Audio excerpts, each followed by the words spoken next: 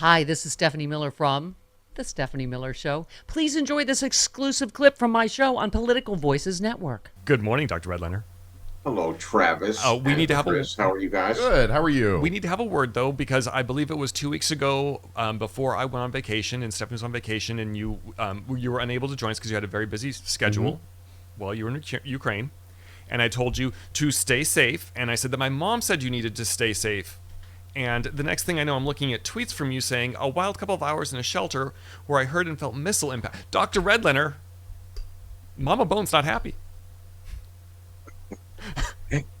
You know, it's a funny thing. We had been in Lviv in Ukraine many times before. This is our fifth trip there, and we frequently have heard air raid sirens. We've gone down to the shelter very dutifully, and we've had meetings in Lviv, including with the mayor of the city, in the basement of City Hall. But there was something very different about this experience. The alarms went off at about 5 after 2 in the morning, and moments later, I got a call from our friend and coordinator, senior advisor to Zelensky, named Igor Novikov. And Igor says, take this seriously. Get your folks down to the shelter right now because Russia has launched a number of cruise missiles from the south, and they're heading directly to Lviv. And so we got our butts down there, and we're kind of gathering in the hallways of the shelters of the hotel. And for the first time, we are seeing the flashes and the extraordinary explosions that shook the building there in Lviv. And, it turned out that one of the cruise missiles had hit an apartment building not too far from the hotel, destroying it, killing at least 10 people, injuring dozens. And it was eye-opening. I don't know how, it's hard to describe how we felt, Travis, because we were there. There were people in the shelter who were crying, and Joan Baez, who was with us. Let's clarify this. You were traveling with Joan Baez, who I Yeah. saw that you shared with me that beautiful video of her singing. We played it last week. Yeah. Yeah. Well, we've known Joan for more than 50 years. Originally, she helped rescue a clinic where I was medical director in East Arkansas by doing a benefit concert for us. She sang to children in recovery camps. We went to bombed out cities north of Kiev, 70 miles south of the Belarus border. And she sang Imagine, John Lennon's song, in front of a wreckage of a building. And I mean, it was a very, very emotional trip. We got into the heart of the matter much more deeply than we had in our previous trips, and saw and spoke with a lot of children, families, and public officials, and so on. It's extraordinarily disheartening on the one hand, Travis, but on the other hand, people are phenomenally resilient, and the cities of Lviv and the capital Kiev, which do get their missile attacks, but they're gorgeous cities, Yeah. Yeah. full of life and people walking around and shopping and restaurants. So all the stores and restaurants have their backup generators for when the power goes out. But this is people living their lives while the war is raging and killing people in the east and south of the country. I can't imagine that, and I can understand how, like you said, this trip probably brought it to a new focus for you, Yeah, having been over there multiple most times. certainly. Yeah. And I just want to double check in your tweets. Were you traveling was it just with Joan, or was there like a bunker situation where it was you and Joan Baez and Brad Paisley and John Cusack together? No, no, it was just I saw you Joan tagged Baez. them in the post, so I wanted to ask. Yeah, Joan Baez, Karen, me are the Ukrainian woman who's our regional director of UCAP in Lviv, and our communications director, Kevin McCabe. And Yeah, so it was our little entourage there that went around together and visited the programs we're funding, programs that want to get funding from us. And, Travis, the reason we go there is to make sure that the money we raise from thousands of people in the US is going to do exactly what we hope and expect. And we've gotten to know a lot of people there and feel very confident in the fact that the money is going to good use. That's tricky in a place like Ukraine, but that's why we keep going there. No, I completely understand, and you are doing the Lord's work every time you go there because you are helping people. You are helping children who are the people who are probably going to be the ones most impacted by all of this war in the long run. Whether And the it's most just innocent, Travis, it's like yes, these these kids had nothing to do, zero impact on the starting of the war or how it's proceeding or when it will end. They're just the most innocent of innocents. They want to go to school, they want to hang out with their friends, they want to have normal lives like any human being on the planet, and it's disrupted with violence and death by aggression over which they have, like I said, no control whatsoever. and we're hearing these horror stories too of children who are being taken from Ukraine to Russia, who are being kidnapped and taken to Russia, and that to me is even more terrifying that they're gonna these kids are gonna lose their culture and their history. Parents are infuriated, depressed. This is one of the worst things an invading country could possibly do is to take children from the country they're occupying back to, in this case, Russia. And this week, there's been a little bit of.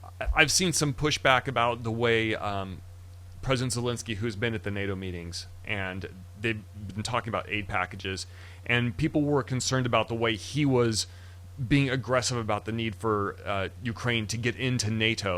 And there's some talk that part of that is for show to show the Ukrainian people that he's fighting for them. What are your thoughts on him at the NATO summit? While the politics of all this include Yeah. And this week, there's been a little bit of. I've seen some pushback about the way President Zelensky, who's been at the NATO meetings, and they've been talking about aid packages, and people were concerned about the way he was being aggressive about the need for Ukraine to get into NATO. And there's some talk that part of that is for show to show the Ukrainian people that he's fighting for them. What are your thoughts on him at the NATO summit? while the politics of all this, including the politics of Ukraine's support in the American Congress, is extremely complicated. And fortunately, as a pediatrician, I don't have I don't have to worry about the specific answers there. We're focused on helping children. That said, we constantly are thinking about what the hell's going on? What is it that Ukraine needs? And for God's sakes, let's make sure they get it. Getting into NATO is complicated. I think NATO's own rules say that if you're actively at war, you can't get into NATO. Mm-hmm. And NATO membership is one of the really provocative points for Russia. Yeah. They were worried about their border being totally encroached on by NATO forces. That people think that's one of the factors there. So I don't know what to say, but I do know what to say about the arms that Ukraine needs. They need those F-16s. They need the modern drones and the anti-aircraft artillery and so on. The other question that came up, which is a moral dilemma, is the use of cluster Mm-hmm. bombs that the U.S. and the West are giving to Ukraine's forces. And the reason it's controversial and they're banned by many countries is that cluster bombs, many small, like hand grenades, Right. Mm-hmm. some which go off, some which don't, it becomes a hazard for civilian populations. They're deadly and hazardous. Bombs, if they are undead, it's out in the open. It's not a hidden trap. No, but they're small and they're easy to miss. And, kids playing in fields and hanging around and picking up what looks like a toy or who knows what. This is a true civilian hazard. And I think the difference that Carl was talking about is kind of like I don't know. It's not much substance. But I understand where he's coming from, but they're very dangerous weapons, effective in warfare, of course, but Sure. dangerous to civilians. Understandable. And really quick, let's play clip number 2, and one more from President Biden yesterday talking about Ukraine. Fortunately, Russia has shown thus far no interest in the diplomatic outcome. Putin still wrongly believes that he can outlast Ukraine. He can't believe it's their land, their country, and their future. And even after all this time, Putin still doubts our staying power. He's still making a bad bet that the conviction and the unity among the United States and our allies and partners will break down. He still doesn't understand that our commitment, our values, our freedom is something he can never, never, ever, ever walk away from. It's who we are.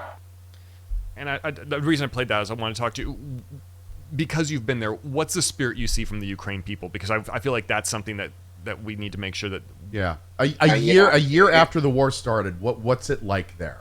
It's astounding. Wow. Their determination, their resilience.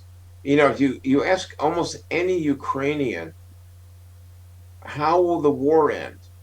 When will the war end? They say it'll end, but it'll end with Ukraine's total victory, the complete expulsion of every Russian from every square inch of Ukrainian territory. These are people that we've spoken to that have lost loved ones, have experienced unspeakable trauma in the east and the south of the country. Nobody wavers, at least not publicly, and at least not to outside visitors.